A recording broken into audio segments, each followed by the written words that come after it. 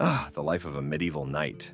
Glamorous, right? Dragons, and laundry, and ladies. Well, let's find out. The day begins at dawn, because of course the kingdom doesn't care if you were up jousting until 2 a.m. Our knight rolls out of bed, or at least attempts to. Armor isn't exactly known for its comfort, and that chainmail? It squeaks in protest every time he moves. Breakfast is a feast of yesterday's bread, slightly stale porridge, and the faint hope that the cook didn't poison him again. Next comes training.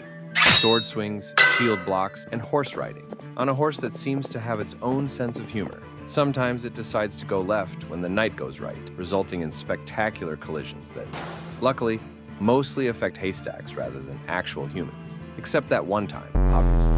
After training, it's off to the castle courtyard for jousting practice. He grips the lance tightly, eyeing his opponent, probably the same knight who borrowed his helmet last week and hasn't returned the Anyway, they charge. The crowd gasps. Collisions happen. The knight ends up tangled in his own armor, while the horse seems mildly entertained. It's a tough crowd, especially when a random chicken wanders across the arena. Then comes the political bit, aka the boring part.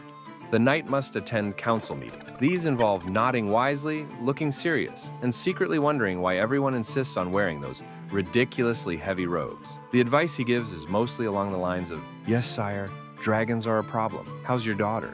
And no, I have not misplaced the treasury again. Lunch is a quick bite of bread and cheese, unless he's lucky enough to snag the king's daughter, some roasted chicken. Then it's back to patrol duty, making sure the villagers aren't wandering into dungeons or accidentally freeing the kingdom's dragons. Every encounter is slightly exaggerated. Cows refusing to move, peasants tripping over their own feet, cats staring judgmentally at the knight. Evening brings the ceremonial feast. He sits on a bench far too short for his armor, trying to eat with utensils that may as well be miniature swords. Everyone cheers for the knight who, despite injuries, humiliation, and the occasional trip over a chicken, still looks like a hero, or at least an entertaining spectacle. Finally, bedtime. Armor off. Sometimes wounds patched, stories told of the day's absurdities, and our knight collapses on the straw mattress.